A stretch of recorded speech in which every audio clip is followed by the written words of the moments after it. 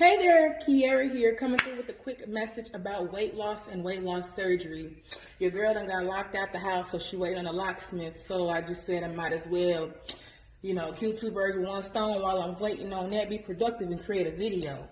So you may or may not know, I had a VSG surgery 2 years ago, February 5th, 2018 to be exact.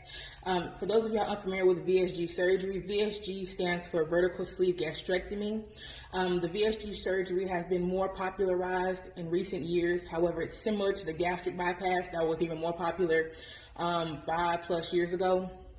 The VSG surgery is essentially a surgical procedure where the surgeon goes in and essentially reduces the size of your stomach organ, like the actual organ, not removing any fat or any skin, but the actual organ where it goes from, this size to like the size of a banana, the size of a sleeve. So like 75% or so smaller than it probably is the day you have surgery.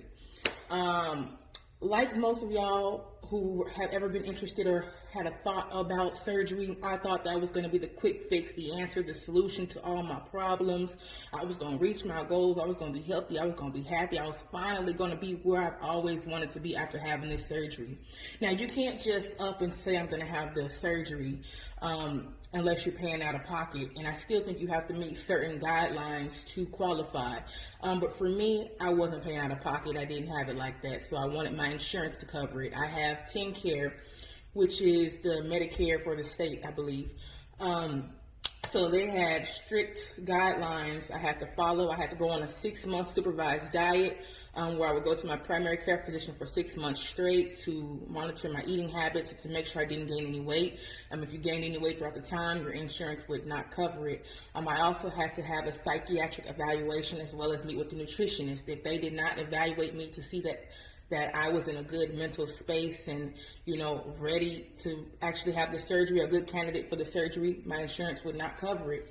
So throughout the process, all of those things were going good, but towards the end of the 6 months, I ended up gaining some weight by following some strict diet. I was trying to meet the goals, but the diet was so restrictive that I just ended up failing at that and adding on more weight. So the surgeon was like, no, you said we can't gain any weight, or the insurance said if you gain any weight, we ain't gonna cover you. And I needed them to cover me, and I wanted the surgery so bad, so it ended up taking me a six additional months for a total of 1 year before finally getting approved for the surgery. Had the surgery, I believe you have to do a 2-week liquid diet or something like that before the surgery.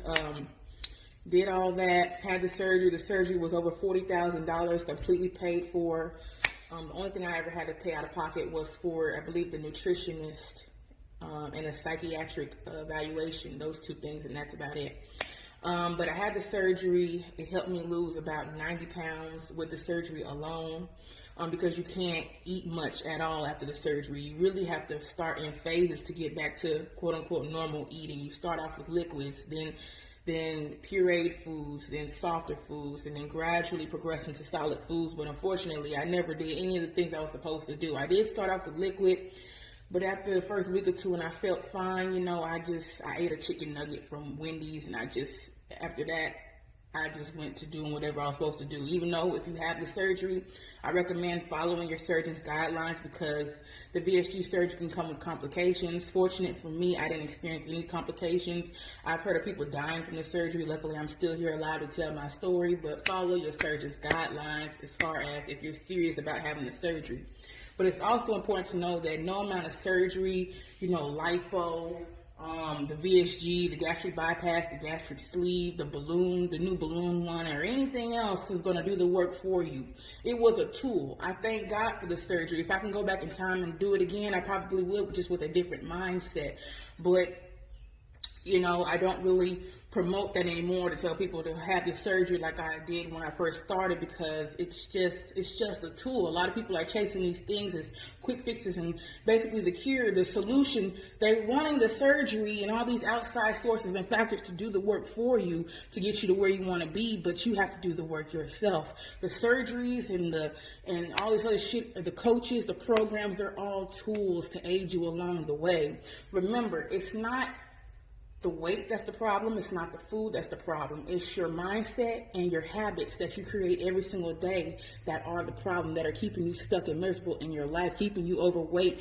And remember, just because you're overweight or a certain size does not mean you're unhealthy. But if you're unhealthy, or if you feel unhealthy, or if you feel like you desperately want to make a change, it starts with your habits, the actions you take every day. Are you getting up to being active? Are you getting in those recommended 10,000 steps per day? Are you drinking your water per day? It's recommended at least 8 cups of water per day on the minimum, but I would go so far as to half your body weight in ounces in water. If you weigh 200 pounds, drink 100 ounces of water, and so on. Or if you can push it even further, 1 gallon of water per day. People try to beat around the bush and not drink water like it's going to be okay.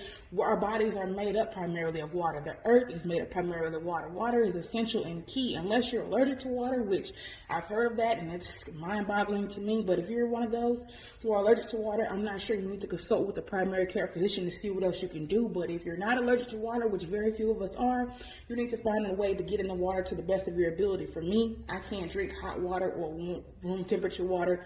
I got to drink my shit ice cold. Sometimes I got to add a flavoring in it, and I don't want to add on all these extra calories and unnecessary things to the water, so I look for low to no calorie added flavors or natural fruit or whatever to put in there to just get the water in. Just get it done, get it done. You got to get your water in.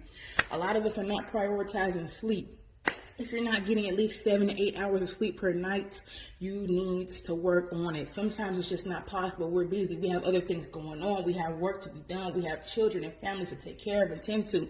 Sometimes it's hard to prioritize that, but I would recommend a goal of each week. Work on adding in at least 1 more hour of sleep per night until you gradually build up to that 7 to 8 hours. And even if every night is not 7 to 8 hours, work on getting the most of your nights, at least 3 to 4 nights out of the week to make them as close to 7 to 8 hours as possible, because we cannot run on empty.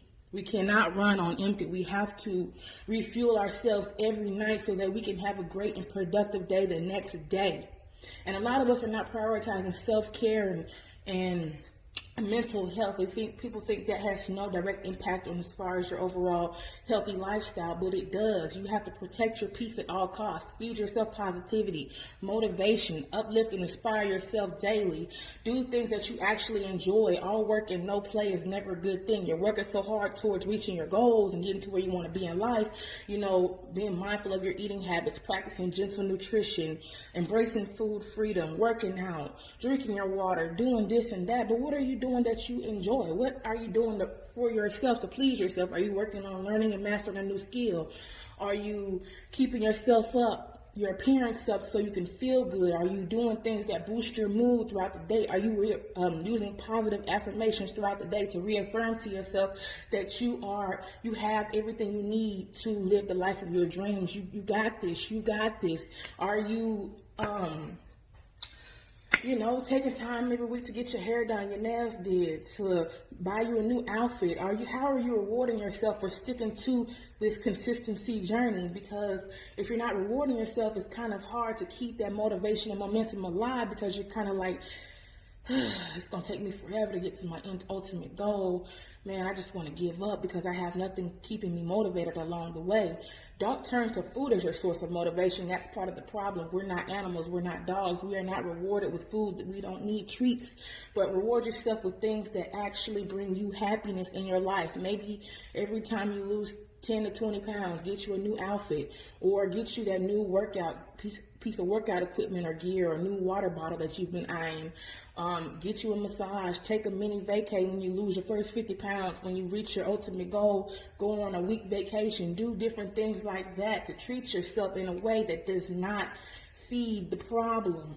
And again, food is not the problem, but the habits and mindset and thoughts created around food being the problem is the problem.